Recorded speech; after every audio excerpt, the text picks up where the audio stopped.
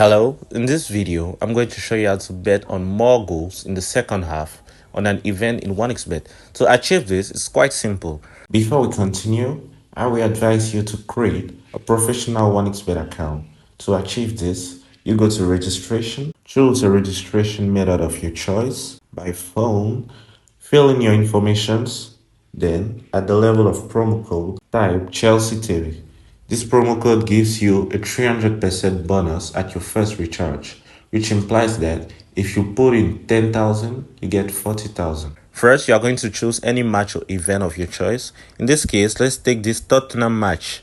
Once you click on that, you're going to scroll down till you reach scores in each half. Click on that.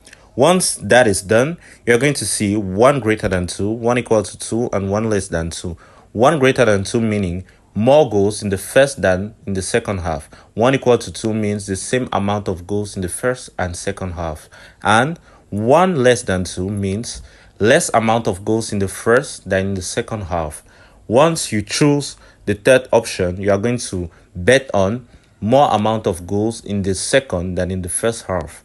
And you can just place your bet, and that will be all for this video.